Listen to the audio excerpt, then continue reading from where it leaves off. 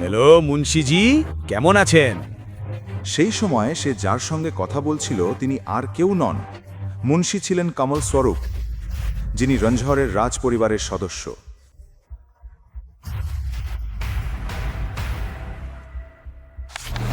গৌতম ছিলেন রঘুবেন্দ্রার কনিষ্ঠ পুত্র, যিনি আসলে রঞ্ঝরের রাজপুত্র।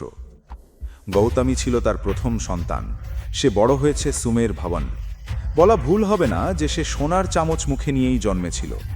কিন্তু বড় হতে হতে গৌতম বাইরের দুনিয়াকে জানার আগ্রহ অনুভব করতে শুরু করে।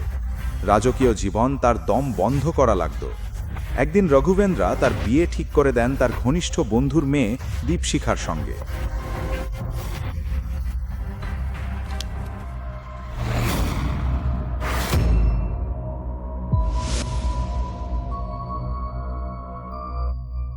যদিও দীপশিখা ছিল গৌতমের শৈশবের বন্ধু, সে তাকে ভালোবাসত না। কিন্তু পরিবার কোনো কথাই শুনতে চায়নি। তাই বিয়ের দিন সাজানো মণ্ডপ ছেড়ে গৌতম পালিয়ে যায়।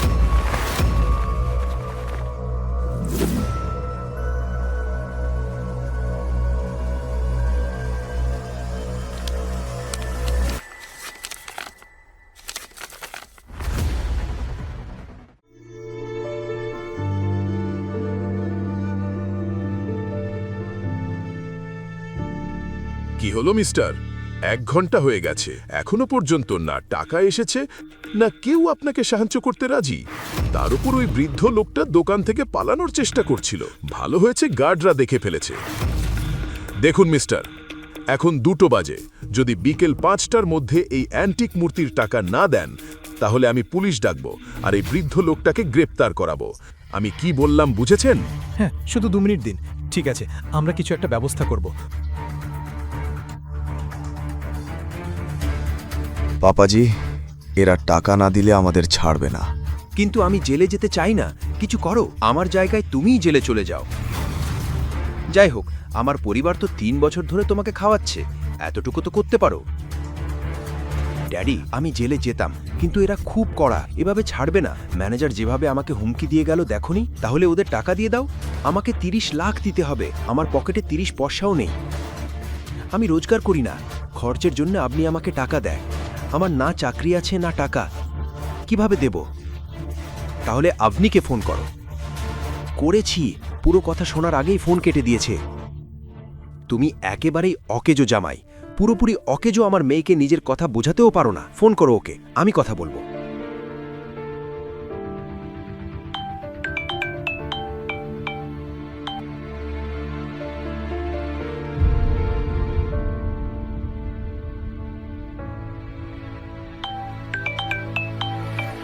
তুমি কি পাগল? কাজের সময় আমাকে ডিস্টার্ব না করতে বলেছিলাম, আবার ফোন করেছো? সোনা, ড্যাডি কথা বলছে। ড্যাড? হ্যাঁ সোনা, তোমার সাহায্য দরকার। আমি একটা মূর্তি ভেঙে ফেলেছি আর এরা টাকা চাইছে। না দিলে আমাকে জেলে পাঠাবে। কিন্তু ড্যাড, আপনি কেন? এটা তো গৌতমের ভুল, তাহলে আপনি কেন? আসলে মূর্তিটা আমি ভেঙেছি। ছবি তুলছিলাম, দেখতে দেখতে ভুল করে হাত লেগে যায়, মূর্তিটা পড়ে ভেঙে যায়। ড্যাড, আপনি তো জানেনই গৌতম বাড়িতে কত সমস্যা তৈরি করেছে, আর এখন আপনিও আমার জীবনে নতুন সমস্যা নিয়ে আসছেন। কিন্তু মা। যাই হোক, বলুন আপনি কোথায় আছেন, আমি মাকে নিয়ে আসছি। আমরা অ্যান্টিক শপে আছি, মাধবনগর। ঠিক আছে, সেখানেই থাকুন, আমি এক্ষুনি আসছি। অভনি এক বিশাল সমস্যার মুখোমুখি হয়েছিল, আর সেখান থেকে বের হওয়া তার পক্ষে সহজ ছিল না। আসলে অভনির বাবা অনিল সিং যোধপুরের এক ধনী পরিবারের মানুষ ছিলেন, কিন্তু অনিলের মা গায়ত্রী দেবী সবসময় গৌতম আর অভনির বিয়ের বিরুদ্ধে ছিলেন। 3 বছর আগে পুষ্কারে অভনির দাদু হিম্মত আগরওয়াল আর গৌতমের দেখা হয়। তিনি গৌতমকে চিনেছিলেন এবং নিজের প্রিয় নাতনি অভনির জন্য তাকেই স্বামী হিসেবে বেছে নিয়েছিলেন।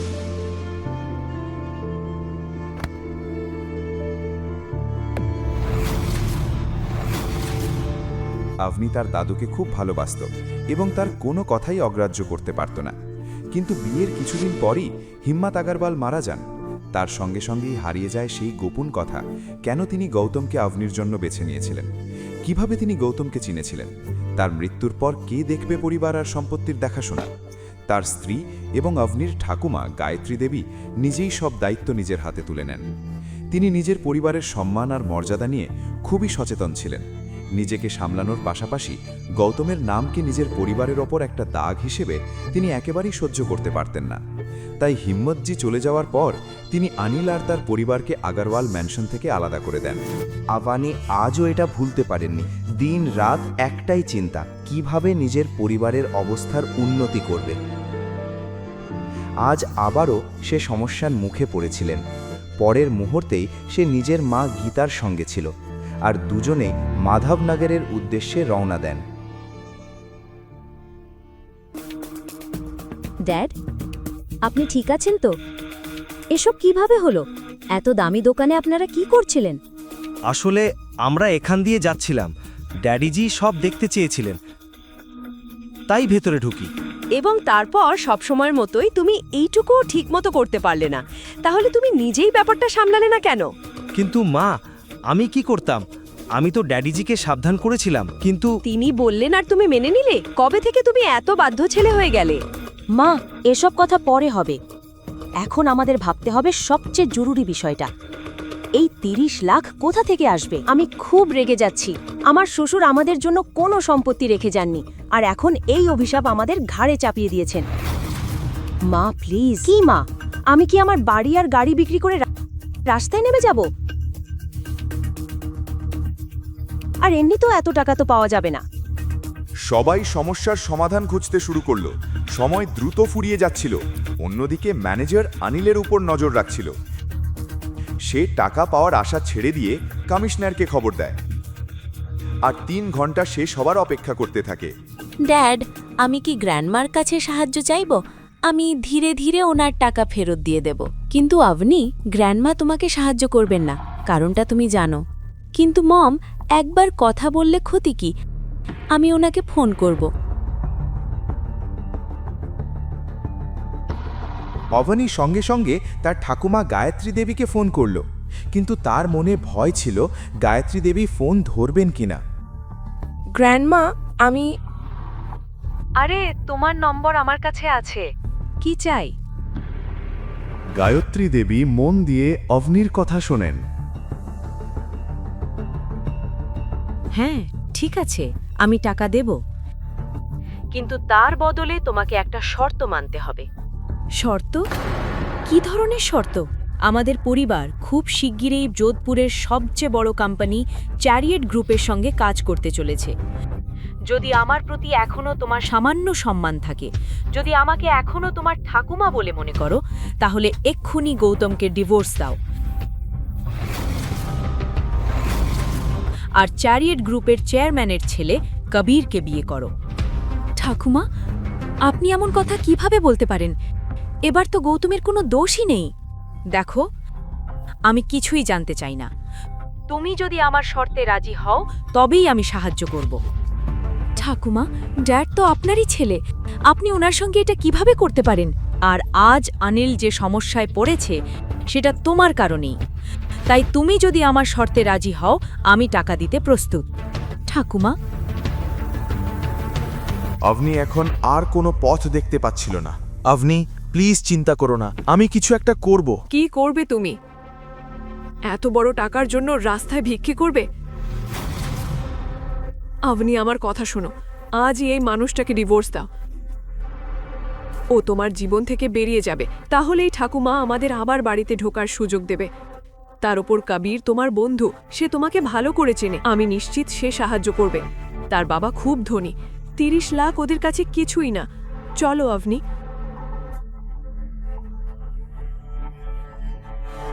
কিন্তু কবির সম্পর্কে এমন একটা সত্য অবনী খুব ভালো করেই জানত।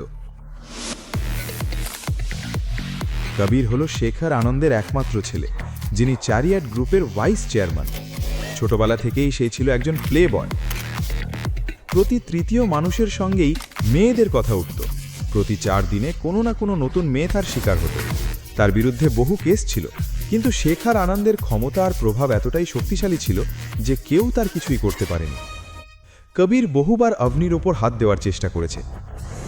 কলেজে থাকাকালীনও সে অবনীকে ফলো করত, কিন্তু অবনী কখনো তাকে পাত্তাই দেয়নি।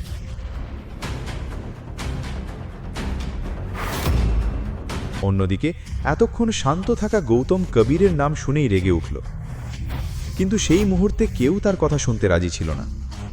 সে সঙ্গে সঙ্গে ফোন বের করে শোরুম থেকে বেরিয়ে গেল।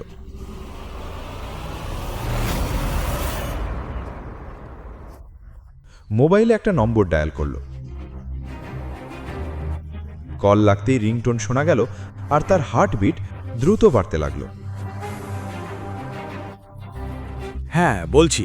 হ্যালো মুন্সিজি, কেমন আছেন? সেই সময় সে যার সঙ্গে কথা বলছিল তিনি আর কেউ নন, মুন্সি ছিলেন কমল স্বরূপ, যিনি রঞ্জহরের রাজ পরিবারের সদস্য।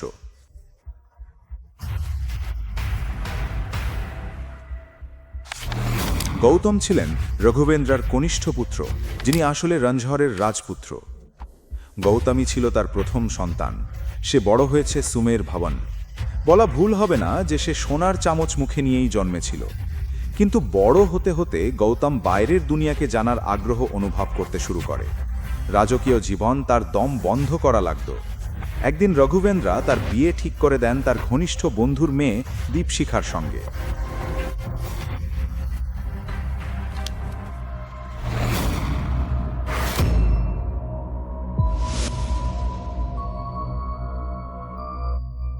যদিও দীপশিখা ছিল গৌতমের শৈশবের বন্ধু, সে তাকে ভালোবাসত না, কিন্তু পরিবার কোনো কথাই শুনতে চায়নি। তাই বিয়ের দিন সাজানো মণ্ডপ ছেড়ে গৌতম পালিয়ে যায়।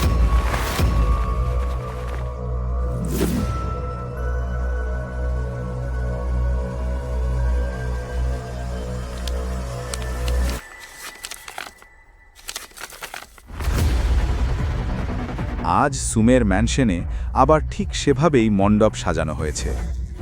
আমরা খুব মিস করি হুকুম। আপনি চলে যাওয়ার পর প্রাসাদটা একেবারে ফাঁকা আর নীরব হয়ে গেছে। মুন্সিজি, আমি খুব বড় বিপদে আছি, আমার সাহায্য দরকার। আমরা খুব ভালো করেই জানি আপনি কি সমস্যায় আছেন। এই মুন্সি জানে আপনি এই মুহূর্তে কোথায় আছেন, কোন পরিবারের বাড়িতে আপনি জামাই হিসাবে থাকছেন তাও জানা আছে।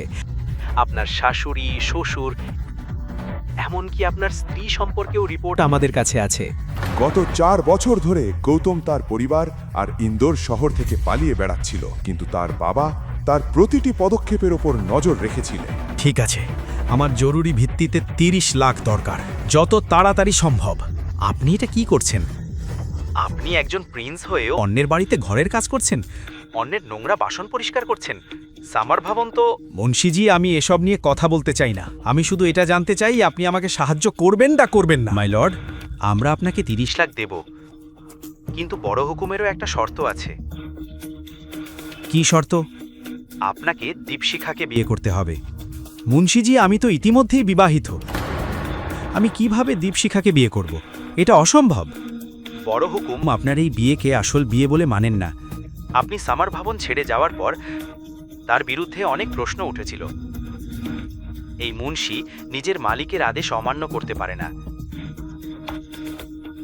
এই টাকার বদলে আপনাকে আপনার স্ত্রীকে ডিভোর্স দিয়ে দীপশিখাকে বিয়ে করতে হবে।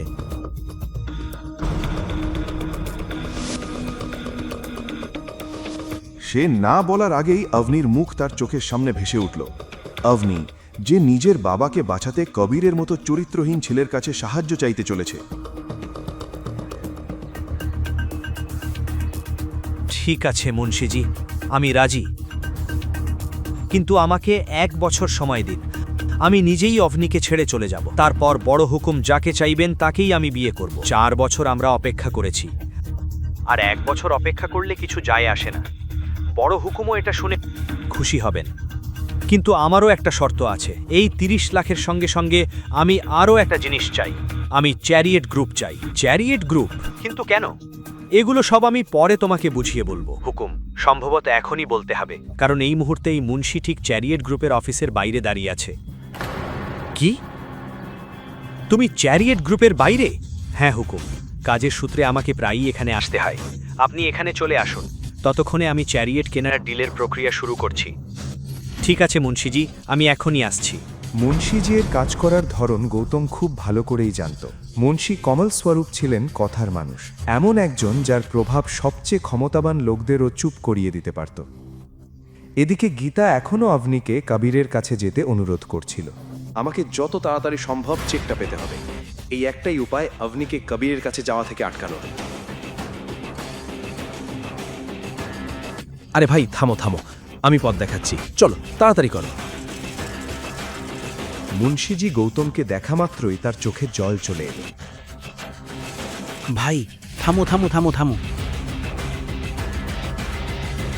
গত 4 বছর ধরে দুনিয়া গৌতমকে একজন সাধারণ মানুষ হিসেবেই দেখেছে, কিন্তু আজ একমাত্র মুন্সিজিই জানতেন সত্যটা। গৌতম এখনও এত সম্পদের মালিক ছিল যে চোখের পলকে চ্যারিয়েটের মতো 10টা কোম্পানি কিনে নিতে পারত। মুন্সিজি, কোম্পানি কেনার সব ফর্মালিটি শেষ। আপনার ফোন পাওয়ার সঙ্গে সঙ্গেই সব ফর্মালিটি শেষ করেছি। এখন শুধু আপনার সই দরকার।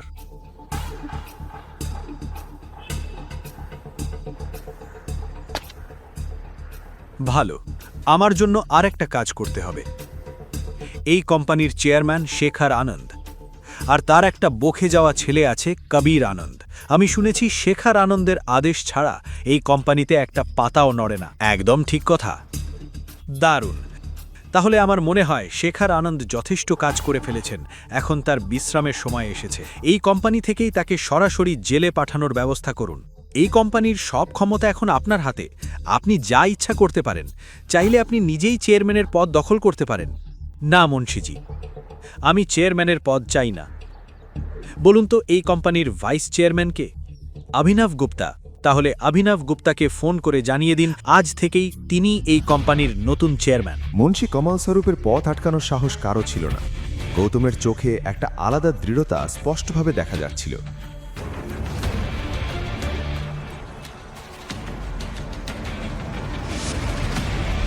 অন্যদিকে অভনির টেনশন ক্রমেই বাড়ছিল। কবিরের কাছে সাহায্য চাওয়া ছাড়া তার আর কোনো উপায় ছিল না। অফিসে ফিরে গৌতম আর মুন্সিজিকে ভেতরে ঢুকতে দেখেই এক 32 বছরের মহিলা তাদের কেবিনের বাইরে আটকে দিল। তোমরা দুজন ভেতরে ঢুকলে কিভাবে, তাও আবার কাউকে না জানিয়েই? এই মহিলা ছিল কামিনী, শেখর আনন্দের পার্সোনাল সেক্রেটারি, যিনি মুন্সিজির আসল পরিচয় জানতেন। আমি এই কোম্পানির চেয়ারম্যান মিস্টার গুপ্তার সঙ্গে দেখা করতে এসেছি। মিস্টার অভিনব গুপ্তা এই কোম্পানির ভাইস চেয়ারম্যান, আর তিনি অ্যাপয়েন্টমেন্ট ছাড়া আপনাদের মতো সেলসম্যানদের সঙ্গে দেখা করেন না। এখনই বেরিয়ে যান, না হলে সিকিউরিটি ডাকবো। সিকিউরিটি। ঠিক তখনই গৌতমের ফোন বেজে উঠল। অভনি ফোন করছিল, কিন্তু সে ফোন ধরার আগেই লো ব্যাটারির কারণে মোবাইলটা বন্ধ হয়ে গেল। তুমি কি জানো তুমি কার সঙ্গে কথা বলছো? ইনি মুন্সিজি, দেরি হয়ে যাচ্ছে, প্লিজ মিস্টার গুপ্তাকে কল করুন। হ্যালো। অভিনব গুপ্ত মুন্সিজিকে খুব ভালো করেই চিনতেন। তিনি সঙ্গে সঙ্গে সব কাজ ফেলে কেবিন থেকে দৌড়ে বেরিয়ে এলেন। দেখুন, আমি আপনাদের শেষবারের মতো সতর্ক করছি। মিস শালিনী, অতিথিদের সঙ্গে এভাবে কথা বলা হয়? Sorry sir. চুপ! তুমি কি জানো এই অসভ্যতার জন্য তোমাকে এই কোম্পানি থেকে বরখাস্ত করা যেতে পারে? অফিসে এই প্রথমবার শালিনীকে এভাবে অপমানিত হতে হলো। সে সঙ্গে সঙ্গে ফোনের সব কথা শেখর আনন্দকে জানিয়ে দিল। এদিকে গৌতম মুন্সিজির সঙ্গে অফিসের ফর্মালিটি শেষ করতে ব্যস্ত ছিল। হঠাৎ তার চোখ ঘড়ির দিকে পড়ল। সময় তখন ঠিক 4টে। এখন তার হাতে মাত্র 2 ঘন্টা। ডকুমেন্টে সই করে অফিস থেকে বেরোতে গিয়েই সে বাইরে একজন লোককে দাঁড়িয়ে থাকতে দেখল, যার চোখে আগুন জ্বলছিল। এখানে ঠিক কি চলছে? আর অভিনব, তুমি কিভাবে নিজেকে চেয়ারম্যান বলতে শুরু করলে আর শালিনীকে চাকরি থেকে বের করে দিলে? তোমার এত সাহস কোথা থেকে এলো? কথা বলো। এই ক্ষমতা আমি মিস্টার অভিনবকে দিয়েছি। আজ থেকে তিনি এই কোম্পানির চেয়ারম্যান। বুঝলাম, কিন্তু আমি জানতে চাই আপনি কে, আর জোর করে এই কোম্পানিকে ঢুকলেন কিভাবে? মুন্সি কমল স্বরূপ। নামটা শোনা মাত্রই শেখর আনন্দের পায়ের নিচের মাটি সরে গেল।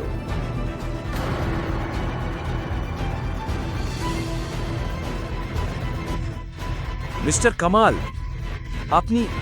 আপনি আগে বলেননি, আপনি আগে জানালে। ঠিক আছে, এক কাজ করি, আমার কেবিনে চলুন, বসে কথা বলি। মিস্টার আনন্দ, কথা বলার সময় পেরিয়ে গেছে। এই কোম্পানির আড়ালে আপনি কি ধরনের বেআইনি ব্যবসা চালাচ্ছেন আমরা খুব ভালো করেই জানি। এই বলে গৌতম তার হাতে একটা চিঠি তুলে দিল, যেখানে স্পষ্ট লেখা ছিল এই কোম্পানির নতুন মালিক এখন গৌতম।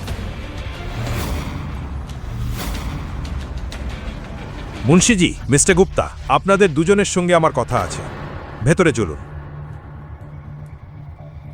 কেবিনে ঢুকেই গৌতম ঘড়ির দিকে তাকালো। সময় যত গড়িয়ে যাচ্ছিল, আভনি আর তার পরিবারের জন্য তার উদ্বেগ ততই বাড়ছিল। মিস্টার অভিনব, আজ থেকে আপনি এই কোম্পানির চেয়ারম্যান। এই ফার্মের সব সিদ্ধান্ত আপনিই নেবেন। আমি সম্পূর্ণ সততার সঙ্গে কাজ করব স্যার, অভিযোগের কোনো সুযোগ দেব না। ভালো। আর শেখার আনন্দ আর কাবির আনন্দের সব অপকর্মের পুরো রেকর্ড আমি চাই। ওরা অনেক মেয়ের জীবন নষ্ট করেছে, এবার ওদের জেলে যাওয়ার সময় এসেছে। চিন্তা করবেন না স্যার, ওদের বিরুদ্ধে আমার কাছে যথেষ্ট প্রমাণ আছে আমার লকারে রাখা। আমি জানতাম একদিন না একদিন কেউ না কেউ ওদের বিরুদ্ধে আওয়াজ তুলবেই। এই দিনের জন্যই আমি অপেক্ষা করছিলাম স্যার। আজই আমি আপনাকে সব প্রমাণ তুলে দেব। মুন্সিজি, আমি দেরি করে ফেলছি, দয়া করে আমার চেকটা দিন। এই নিন হুকুম। ধন্যবাদ। ঠিক তখনই বাইরে দাঁড়িয়ে থাকা বডিগার্ডের কাছ থেকে মুন্সিজির ফোন এলো। ফোন ধরতেই মুন্সিজির মুখে ভয়ঙ্কর বিস্ময়ের ছাপ ফুটে উঠল, আর তিনি হতভম্ব হয়ে গৌতমের দিকে তাকিয়ে রইলেন। কিভাবে গৌতম এই জটিল জালের গিট খুলবে? হুকুম, অবনী এইমাত্র কবির আনন্দের ঘরে ঢুকেছে।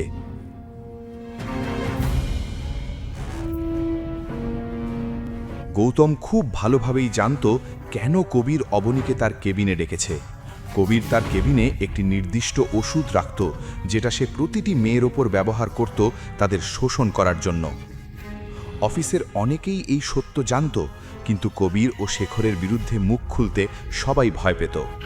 আজ কবির নতুন মালিক গৌতমের রাগের শিকার হতে চলেছে।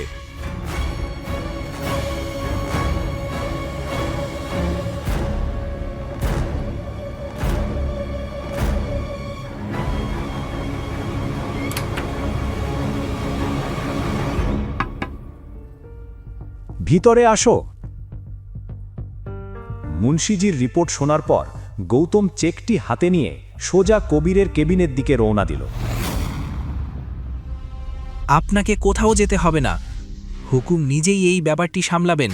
আর মনে রাখবেন, হুকুমের আসল পরিচয় কারও সামনে প্রকাশ পাওয়া চলবে না। ঠিক আছে মুন্সিজি। অবনী,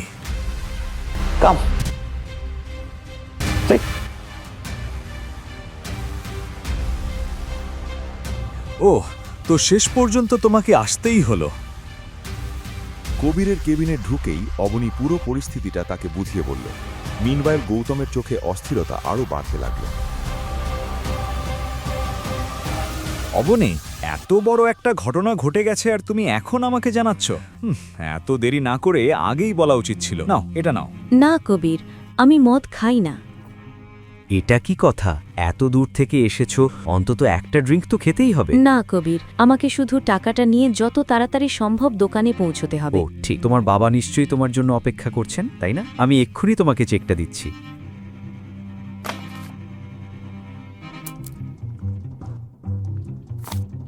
তুমি যদি আমার সঙ্গে না খাও তাহলে আমি খুব অপমানিত বোধ করব। ধন্যবাদ কবির, কিন্তু আমি সত্যিই মদ খেতে পারি না। আর আমি কথা দিচ্ছি, যত তাড়াতাড়ি সম্ভব আপনার টাকা ফিরিয়ে দেব। আমার টাকার কোনো দরকার নেই। কবির ধীরে ধীরে অবনীর দিকে এগিয়ে এলো। তার চোখে শিকারী মানসিকতা স্পষ্ট হয়ে উঠেছিল। জানো অবনী, আজ তোমার বাবাকে জেলে যাওয়া থেকে কেউ আটকাতে পারবে না, আমি ছাড়া। চলো, মাত্র একটা ড্রিঙ্কটা নাও, চেকটা নাও আর চলে যাও। এত ভাবছো কেন?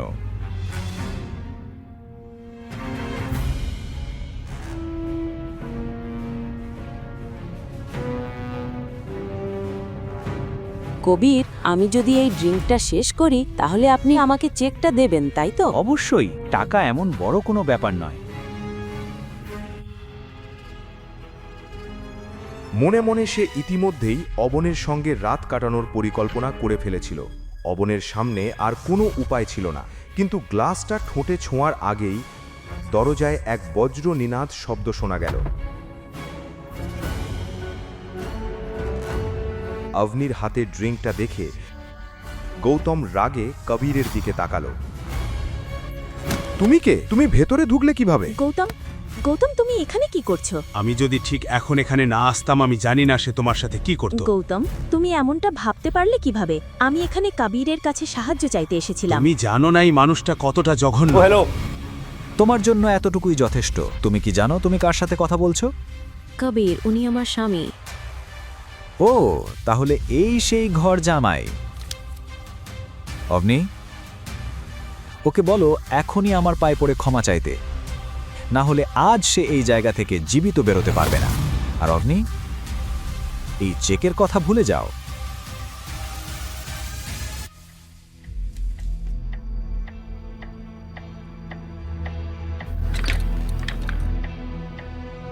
জানো, 3 বছর আগে একজন লোক তোমার মতোই আমার কেবিনে ঢোকার চেষ্টা করেছিল। আজ পর্যন্ত তার পরিবার তার লাশ খুঁজছে।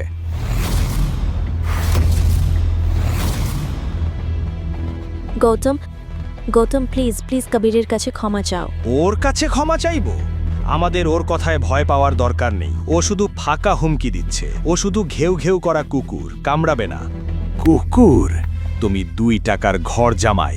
এখন দেখো এই কুকুর কি করে। আজ যদি তোমার চামড়া না ছাড়ায় তাহলে আমার নাম কবির আনন্দ না। গৌতম! হ্যালো ইন্সপেক্টর শিবা, আমি কবির আনন্দ বলছি। এক্ষুনি লোকেশনে আসুন, আমাকে কাউকে শায়েস্তা করতে হবে। আর অভনি, এই চেকের কথা ভুলে যাও। আজও জেলে যাবে। কবির কবির, আমি গৌতমের হয়ে তোমার কাছে ক্ষমা চাইছি, প্লিজ। না অভনি, আজ তাকে জেলে যাওয়া থেকে কেউ আটকাতে পারবে না। আর তারপর তুমি শুধু আমার হবে। গৌতম তুমি কি করছো? তুমি জানো না ওকে। তুমি শেষ। এই থাপ্পড় তোমার অনেক দাম পড়বে।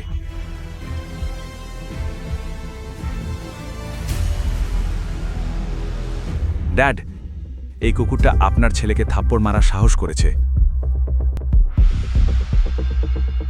তার বাবার অবস্থা দেখে কবিরের চোখ বিস্ময়ে বড় হয়ে গেল। সে কিছু বোঝার আগেই কনস্টেবলরা তাকে ধরে হাতকড়া পরিয়ে মাটিতে হাঁটু গেড়ে বসিয়ে দিল। ইন্সপেক্টর, আপনার কি মাথা খারাপ হয়ে গেছে? মিস্টার কবির আনন্দ, আমি আপনাকে এবং আপনার বাবাকে মানুষকে লুট করা, প্রতারণা করা এবং অনেক মেয়ের জীবন নষ্ট করার অভিযোগে গ্রেফতার করছি। ড্যাড, উনি কি বলছেন? শেখর আনন্দের শুকিয়ে যাওয়া, হেরে যাওয়া মুখটাই সব বলে দিচ্ছিল। অভনি এখনো বুঝতে পারছিল না। ইন্সপেক্টর স্যার, ও আমার স্ত্রীকে এটা জোর করে খাওয়ানোর চেষ্টা করেছিল। এতে ড্রাগ মেশানো ছিল। প্লিজ এটা চেক করুন। এটা শুনে ইন্সপেক্টর তার রুমাল বের করে ড্রিঙ্কটা পরীক্ষা করলেন। তিনি তরলের একটু অংশ কাপড়ে ঢাললেন। কয়েক মুহূর্তের মধ্যেই রুমালটা গাঢ় নীল হয়ে গেল এবং সবাই স্তব্ধ হয়ে গেল। আপনি ঠিক বলেছিলেন মিস্টার গৌতম। এই ড্রিঙ্কটাতে ট্রাজোল্যাম নামে একটা খুব বিপজ্জনক ড্রাগ আছে। কনস্টেবলরা বাবা ছেলেকে প্রমাণ সহ নিয়ে যাও। কিছুদিন জেল খাটলে এদের মাথা ঠিক হয়ে যাবে। আপনি এটা করতে পারেন না। আমি এখনই কমিশনারের সাথে কথা বলবো। ড্রিঙ্কটাতে ড্রাগের কথা শুনে অভনির পায়ের নিচ থেকে মাটি সরে গেল। আজ কবিরের অন্ধকার কাজের ফল সে পেয়ে গেল।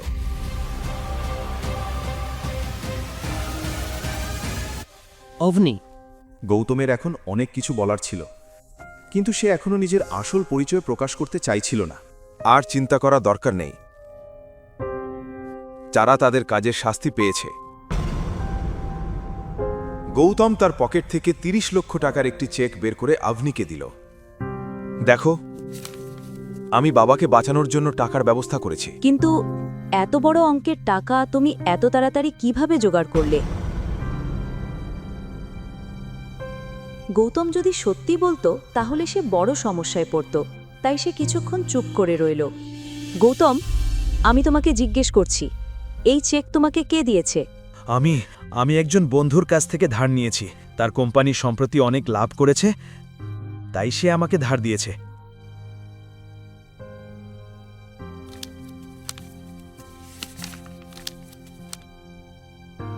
অভনি অবাক হয়ে চেকটার দিকে তাকিয়েছিল। আমরা ধীরে ধীরে এই টাকা ফেরত দিতে পারবো। টাকা ফেরত নেবার জন্য তার কোনো তাড়া নেই।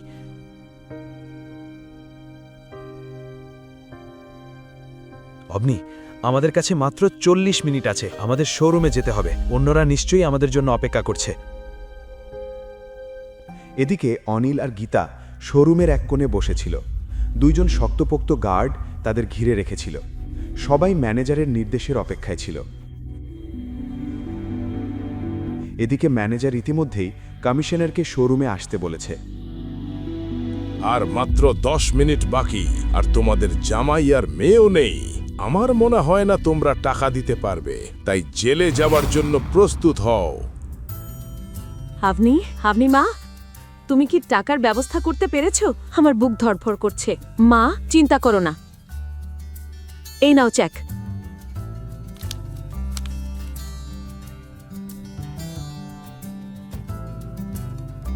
দেখলে, আমি বলেছিলাম কবির অবশ্যই আমাদের সাহায্য করবে।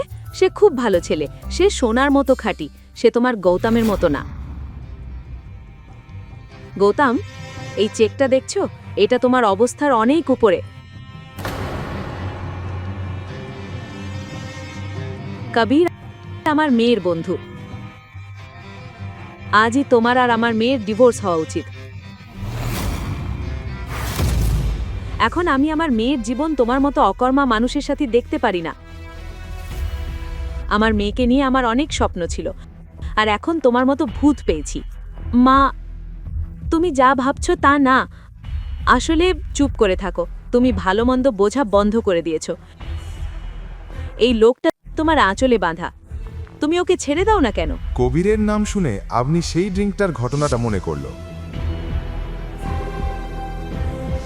মম, এই টাকা গৌতম আমাকে দিয়েছে, কবির দেয়নি।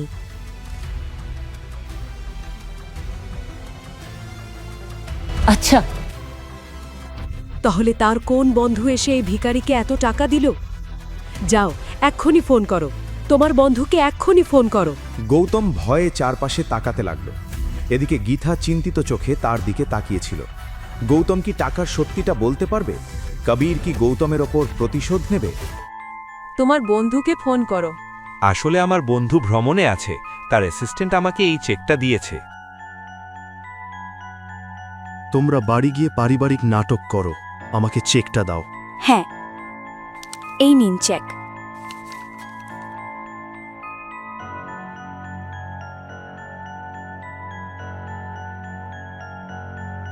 মম, কবির আসলে যেমন তুমি ভাবছো তেমন না। কবির টাকার বিনিময়ে আমার সাথে জোর করার চেষ্টা করেছিল। আর যদি গৌতম ঠিক সময় না আসতো, তাহলে তার প্ল্যানে সফল হয়ে যেত। বেটা, তুমি ঠিক আছো তো? গীতা নিজের কানকে বিশ্বাস করতে পারছিল না। তোমার সাথে কিছু হয়নি তো মা? না ড্যাড, আমি এখন ঠিক আছি। তাহলে সবচেয়ে বড় প্রশ্ন হলো, গৌতম এই টাকা কোথা থেকে পেল? যাক, এসব নিয়ে ভাবো না। জীবনে প্রথমবার সে কিছু ভালো কাজ করেছে। এই, তুমি খুব ভালো কাজ করেছো। সে কোথা থেকে চেয়েছে জানি না, আমাদের সবার টাকা দিতে হবে, তাই না?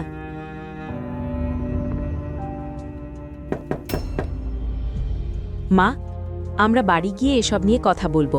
ফিনিটার আমাদের দেখছে। সন্ধ্যা হয়ে গিয়েছিল এবং গীতা গৌতমকে খোটা দেওয়ার কোনো সুযোগ ছাড়তে চাইছিল না।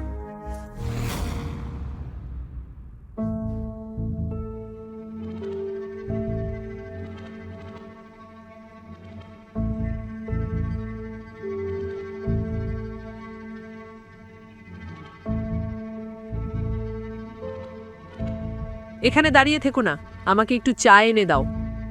হ্যাঁ মম।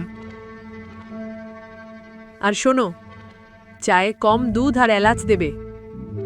তোমার পূর্বপুরুষরা আমাদের কোনো ধন সম্পদ দিয়ে যায়নি, বুঝেছাও? হ্যাঁ মম।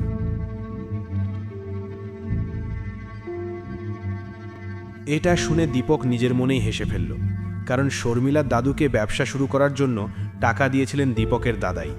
একসময় সদাশিবমের পূর্বপুরুষরা রাজ পরিবারের চাকর ছিলেন, ঠিক যেমন চিদাম্বরম ছিলেন। দাঁত বের করে হাসছো কেন? আমি জানি দুধের শরটা সব নিজেই খেয়ে নেবে। চা যদি ভালো না হয় তাহলে সেটা কাপের মধ্যে থাকবে না, তোমার গায়ে পড়বে, বুঝেছো? ঠিক আছে। ধন্যবাদ শর্মী, তুমি যে টাকা দিয়েছো তার জন্য। কিন্তু এই টাকাটা দিয়ে কি হবে? এই গৌতম যেখান থেকে এনেছে সেখানেই ফিরিয়ে দিতে হবে। আপাতত শুধু আমাদের গলার ফাঁসটা একটু ঢিলা হয়েছে।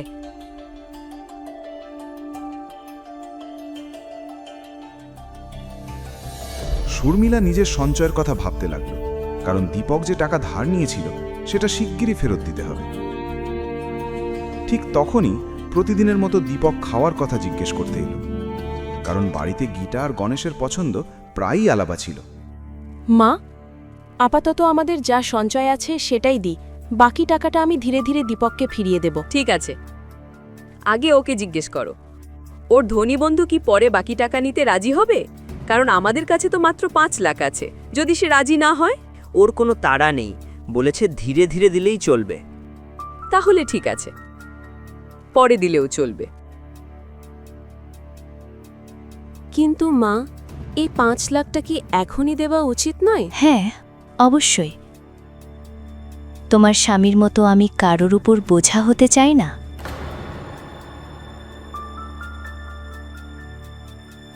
ঠিক আছে দীপক, টাকা ফেরত দেওয়ার সময় আমার পক্ষ থেকে তোমার বন্ধুকে ধন্যবাদ জানিও। আমাদের জন্য সে অনেক বড় উপকার করেছে।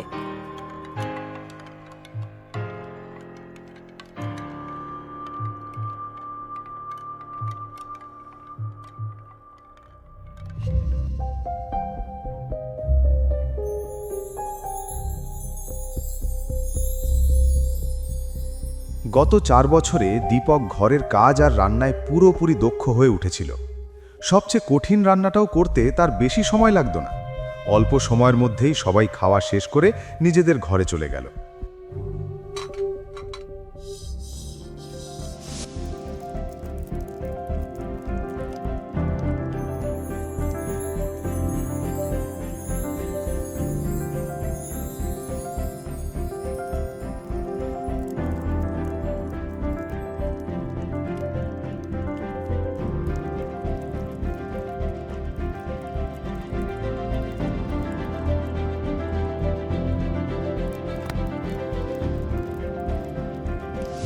কিন্তু দীপকের কাজ তখনও শেষ হয়নি। সে রান্নাঘরে বাসন মাজছিল। সময়ের সঙ্গে সঙ্গে দীপক নিজেকে সব দিক থেকে বদলে নিচ্ছিল। বাসন মাজতে মাজতেই হঠাৎ শর্মিলার মুখটা তার মনে ভেসে উঠল। আজ প্রথমবার শর্মিলার চোখে নিজের জন্য সম্মান দেখেছিল সে। সেই কথা ভেবে হাসছিল। এমন সময় তার ফোন বেজে উঠল। দুঃখিত স্যার, আপনাকে কি বিরক্ত করলাম? অ্যাপয়েন্টমেন্ট লেটারে আপনার সই দরকার। কাল কখন আসবেন? আমি কাল সকালে অফিসে আসব। ঠিক আছে স্যার। এত রাতে কার সঙ্গে ফোনে কথা বলছো? ওটা ক্রেডিট কার্ডের লোকজন সবসময় ফোন করে বিরক্ত করে। আমিও বিরক্ত হয়ে যাচ্ছি।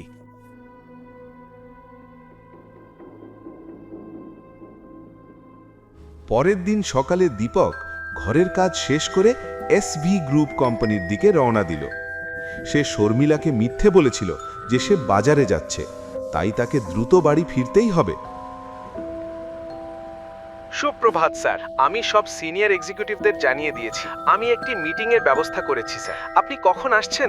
মিস্টার আথাভান, আপনাকে কে এই মিটিং আয়োজন করতে বলেছে? আমি চাই না কেউ জানুক আমি কে। দয়া করে মিটিংটা বাতিল করুন। দুঃখিত স্যার। আমি মিটিং বাতিল করে দিচ্ছি। দয়া করে চিন্তা করবেন না, কেউ আপনার সম্পর্কে কিছুই জানে না। ভালো, আমি তোমার কেবিনে তোমার সঙ্গে দেখা করব।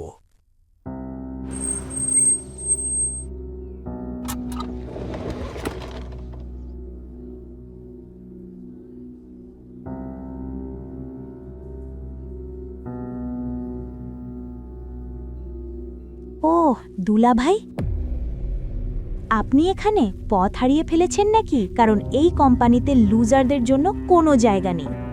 তার সামনে দাঁড়িয়ে থাকা মহিলাটি আর কেউ নয়, শর্মিলার কাজিন কার্তিকা। ছোটবেলা থেকেই নানা কারণে কার্তিকা শর্মিলাকে পছন্দ করত না।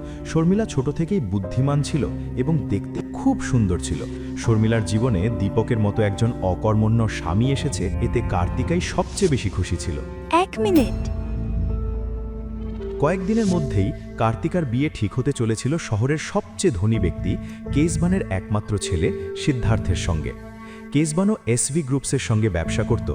এসভি গ্রুপসের কারণেই চেন্নাইয়ে তার প্রভাব ও সম্মান ছিল ব্যাপক।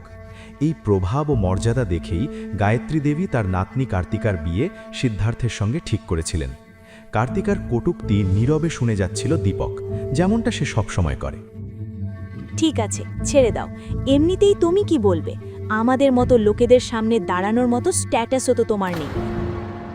যাই হোক, আমরা শেখর আঙ্কেলকে আমাদের বিয়ের কার্ড দিতে এসেছি। চাইলে তুমি বিয়েতে আসতে পারো। তোমার জন্য আমি একজন ওয়েটারের কাজ রিজার্ভ করে রাখব। তোমার বিয়েতে ওয়েটার হওয়ার সামান্য ইচ্ছেও আমার নেই।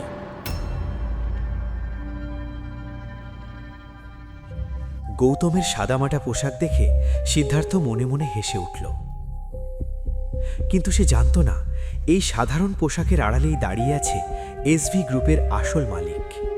ও, তাহলে তুমি সেই লিভ ইন জামাই গৌতম। তোমার সম্পর্কে অনেক শুনেছি তুমি নাকি তোমার স্ত্রীর রোজগারের ওপরেই বেঁচে আছো।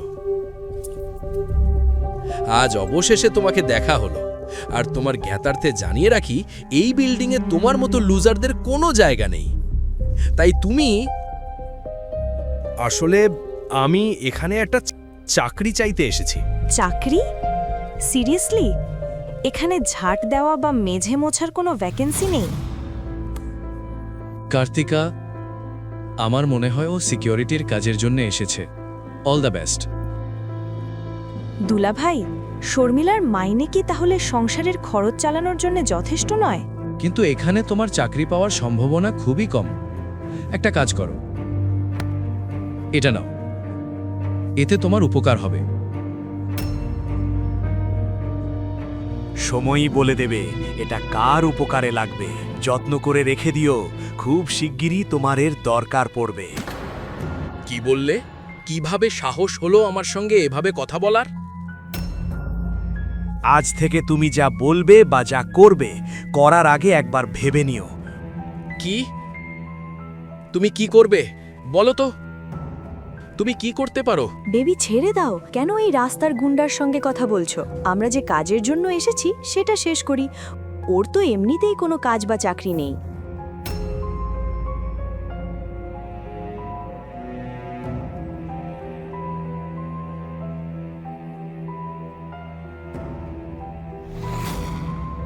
কার্তিক আর সিদ্ধার্থ গিয়ে চেয়ারম্যানের কেবিনের কাছে দাঁড়ালো, কিন্তু দীপকের কথাগুলো তখনও সিদ্ধার্থের মাথার মধ্যে ঘুরছিল। ছেড়ে দাও বেবি, তুমি এখনো কি ওই লিভ ইন জামাইটার কথা ভাবছো? ও ভুল লোকের সঙ্গে পাঙ্গা নিয়েছে। অন্যদিকে দীপক সোজা আথাবানের কেবিনে চলে গেল। দয়া করে আসুন স্যার। অনেক ধন্যবাদ আধাবান। একটা কথা বলো তো, তুমি কি এই কেশবন আর তার ছেলে সিদ্ধার্থকে চেনো? জি স্যার, আমি তাদের চিনি। মিস্টার কেশবন বহু বছর ধরে আমাদের কোম্পানির সঙ্গে ব্যবসা করছেন। ঠিক আছে, আজ থেকে এসভি গ্রুপ আর কেশবনের কোম্পানির সঙ্গে কোনো কাজ করবে না। ওদের সঙ্গে যেসব ডিল সাইন হওয়ার কথা ছিল সব বাতিল করে দাও। আর ওদের জানিয়ে দিও, আমরা এমন লোকেদের সঙ্গে ব্যবসা করি না যারা অন্যদের সম্মান করতে জানে না।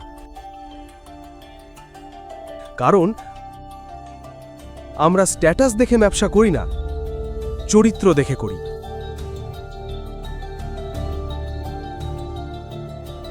সিদ্ধার্থ কি দীপককে চেয়ারম্যানের সঙ্গে কথা বলতে দেখবে? শর্মিলা কি জানতে পারবে দীপক যে টাকা এনেছিল তার পেছনের সত্যিটা কি? দীপকের কথা শুনেই আথাভান সঙ্গে সঙ্গে কেশাভানকে ফোন করল।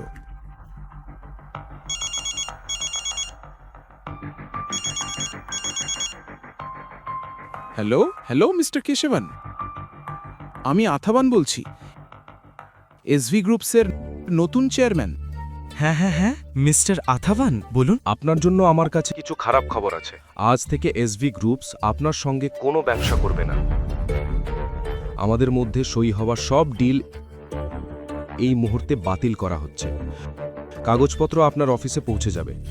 আর আরেকটা কথা, ভালো করে শুনুন, এসভি গ্রুপস ঝাঁট দেওয়া আর মেঝে মোছা লোকেদের সঙ্গে কাজ করে না। অন্যদিকে সিদ্ধার্থ আর সানায়া চেয়ারম্যানের সঙ্গে দেখা করার অপেক্ষায় ছিল। ভেতরে ঢুকে তারা বুঝতে পারল এসভি গ্রুপসের নতুন চেয়ারম্যান আসলে আতাভান। যদিও সিদ্ধার্থ অবাক হয়েছিল, তবু সে আতাভানের সঙ্গে দেখা করে কথা বলতে চাইল। আর কতক্ষণ অপেক্ষা করতে হবে? চেয়ারম্যান স্যারকে ডাকুন। আমার নাম সিদ্ধার্থ, তিনি আমাকে খুব ভালো করেই চেনেন। জি স্যার। জি স্যার। আতাভানের সঙ্গে কথা বলার পর রিসেপশনিস্ট সিকিউরিটিকে ডাকল। হ্যালো সিকিউরিটি, দ্রুত চেয়ারম্যান স্যারের কেবিনে চলে আসুন। চেয়ারম্যান কথাটা শুনে বন্দুক হাতে সিকিউরিটি গার্ড দৌড়ে এলো। সিদ্ধার্থ আর সানায়া কিছু বোঝার আগেই সশস্ত্র প্রহরী তাদের সামনে দাঁড়িয়ে গেল। হ্যালো, তোমরা পাগল নাকি? এসব কি করছো? দুঃখিত মিস্টার সিদ্ধার্থ, কিন্তু এসভি গ্রুপস আপনার কোম্পানির সঙ্গে সব ডিল বাতিল করে দিয়েছে। আর চেয়ারম্যান স্যার বলেছেন আমরা ঝাঁট দেওয়া আর মেঝে মোছা লোকেদের সঙ্গে কাজ করি না। এসব কি প্রলাপ বকছো? আসলে আমি এখানে একটা চাকরি চাইতে এসেছিলাম। চাকরি? সিরিয়াসলি? এখানে ঝাড় দেওয়া বা মেজে মোছার কোনো ভ্যাকেন্সি নেই। আজ যদি এসভি গ্রুপ তাদের সব চুক্তি বাতিল করে দেয়, তাহলে ওরা রাতারাতি রাস্তায় এসে দাঁড়াবে। এত হঠাৎ করে এমন সিদ্ধান্ত কিভাবে নেওয়া হলো? সে কোথায়? আমাকে ওকে দেখতেই হবে। সিকিউরিটি, এই দুজনকে তাড়াতাড়ি বাইরে বের করে দিন। গার্ড সিদ্ধার্থের হাত মুচড়ে তাকে বসিয়ে দিল। যন্ত্রণায় সিদ্ধার্থ দাঁড়িয়ে রইল। ছেড়ে দাও। এটা দেখে সানায়া তাকে বাঁচাতে ছুটে এলো। প্লিজ প্লিজ প্লিজ প্লিজ, এটা করবেন না, আমরা চলে যাচ্ছি। সানায়ার চোখে জল দেখে গার্ড সঙ্গে সঙ্গে সিদ্ধার্থের হাত ছেড়ে দিল। ঠিক তখনই তার ফোন এলো রঘুবীর পণ্ডিতের কাছ থেকে। সিদ্ধার্থ, তুমি কি পাগল হয়ে গেছো? এসভি গ্রুপসে গিয়ে তুমি কি করেছো? ওরা আমাদের সব ডিল বাতিল করে দিয়েছে। তুমি সেখানে বিয়ের কার্ড দিতে গিয়েছিলে না এই ঝামেলা তৈরি করতে? বাবা, আমি কিছুই করিনি। আমি শুধু আমার বন্ধু সানায়ার সঙ্গে কার্ড দিতে গিয়েছিলাম। তার উপর আমরা চেয়ারম্যানের সঙ্গেও দেখা করতে পারিনি। কিন্তু চুপ করো। তুমি কি জানো তোমার এই বোকামির দাম আমাকে কতটা চুকোতে হচ্ছে? আমরা একেবারে রাস্তায় এসে দাঁড়াতে পারি। এক্ষুনি ওখান থেকে বেরিয়ে আসো।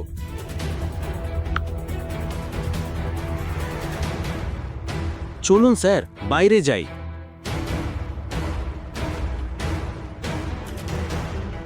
গাড়িতে বসতেই হঠাৎ গৌতমের সঙ্গে হওয়া তার তর্কের কথা তার মাথায় ঘুরতে লাগলো।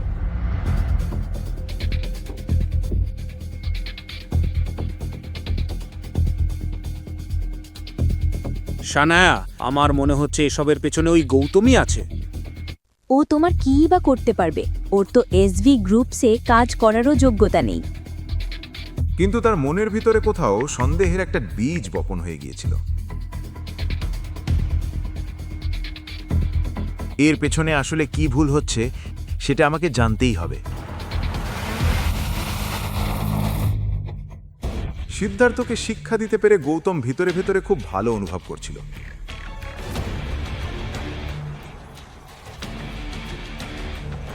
পরক্ষণেই সে সব কাগজপত্রে সই করে বাড়ির দিকে রওনা দিল।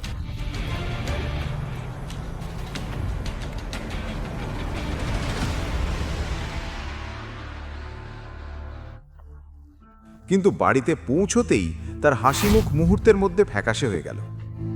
অবনী ঠাকুমা গায়ত্রী দেবী সোফায় বসেছিলেন। তার উঁচু নাক দেখেই বোঝা যাচ্ছিল অনিলের ছোট্ট বাড়িতে এসে তিনি মোটেও খুশি নন। আগারওয়াল ম্যানশন ছেড়ে অনিল বেরিয়ে আসার পর থেকে গায়ত্রী দেবী আর কখনো অনিলের বাড়িতে পা রাখেননি। আজ হঠাৎ তাকে সোফায় বসে থাকতে দেখে গৌতমের মনে একের পর এক প্রশ্ন ঘুরতে লাগলো। পরক্ষণেই সে এগিয়ে দিয়ে গায়ত্রী দেবীর পায়ে হাত দিতে গেল। গৌতমকে দেখেই গায়ত্রী দেবী মুখ ফিরিয়ে নিলেন, কারণ গৌতমকে তিনি একদমই পছন্দ করতেন না। ঘরের মধ্যে এক অস্বস্তিকর নীরবতা নেমে এলো।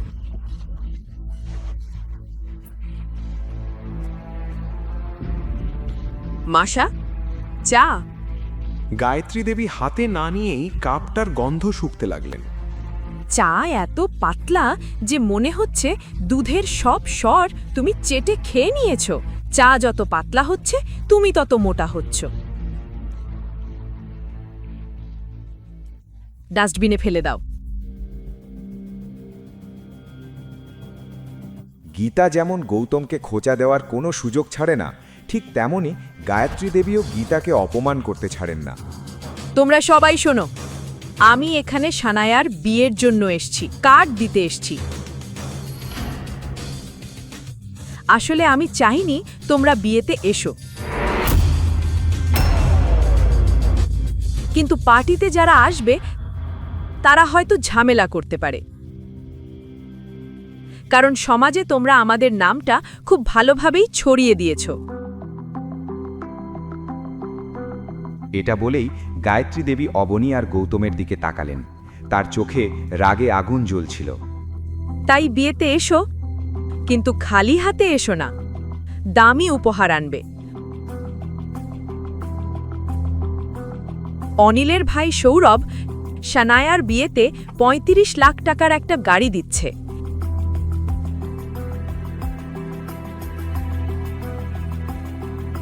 এত দামি গাড়ি তোমরা দিতে পারবে না, কিন্তু অন্তত ৫ লাখ টাকার একটা হার নিয়ে এসো।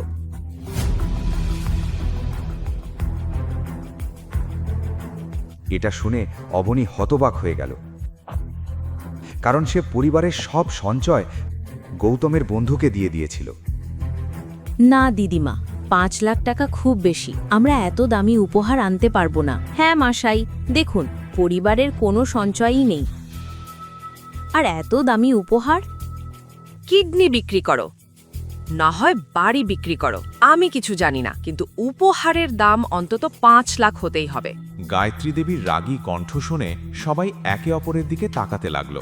কথা শেষ করে গায়ত্রী দেবী রাগে ঘর ছেড়ে বেরিয়ে গেলেন।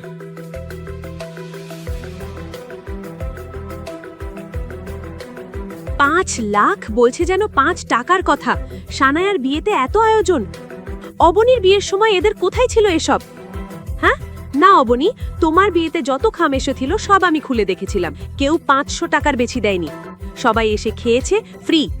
আর এখন সানায়ার বিয়েতে ৫ লাখের উপহার, ৩৫ লাখের গাড়ি। ঈশ্বরই জানেন কি নাটক চলছে। হ্যাঁ, কিন্তু গীতা, মাসা যখন বলেছে তখন আমাকে দিতে হবে। কি দিতে হবে? তুমি কি ঠিক আছো, নাকি বুদ্ধিটা বালিশের নিচে রেখে এসেছো? তোমার জ্ঞাতার্থে বলছি, এখনো আমাদের ২৭ লাখ টাকার ঋণ রয়েছে, এত দামি উপহার কোথা থেকে আনবে? মাসা কতটা রেগে আছে দেখোনি? একটা কাজ করা যায়, আমরা এই বাড়িটা বন্ধক রাখি, ওই টাকার মধ্যেই হারটাও হয়ে যাবে, আর বাকি টাকা গৌতমের বন্ধুকে দিয়ে দেব। আপনি কি বলছেন? সানায়ার বিয়েতে দামি উপহার দেওয়ার জন্য আপনি বাড়ি বন্ধক রাখবেন? হ্যাঁ, ঠাকুমার মিথ্যে অহংকারের জন্য। আর আমরা থাকবো কোথায়? রাস্তায়। এটা বলেই গীতা রাগের চোখে অনিল আর গৌতমের দিকে তাকালেন। অবনী, আমার কাছে কিছু টাকা আছে, আমরা একটা সস্তা হার কিনব। ঠিক আছে মা, যাই হোক বাজারে কিছু সুন্দর আর সিম্পল ডিজাইন তো থাকবেই, আমি জানি। গৌতম, গাড়িটা বের করো, চলো।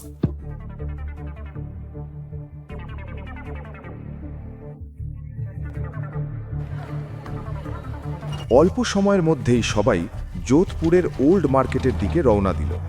গৌতম গাড়ি থামালো পুরনো বাজারের এক বড় গয়নার দোকানের সামনে।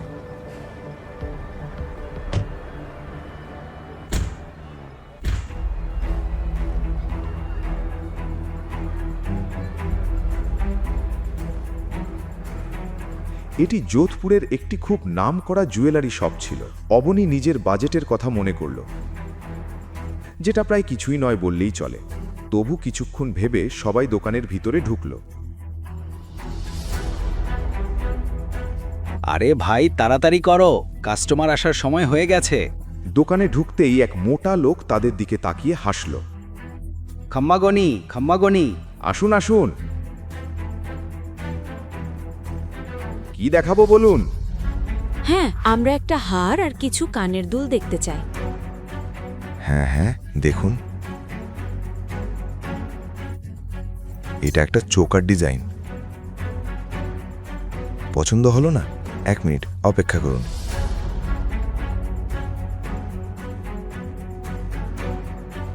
প্রতিটা হার দেখার আগেই অবনী তার দাম আন্দাজ করে নিচ্ছিল। সব হারই অবনীর বাজেটের বাইরে ছিল। গৌতমও সেটা বুঝতে পারছিল। এত কিছু দেখার পরেও অবনী এখনো কিছু পছন্দ করতে পারেনি।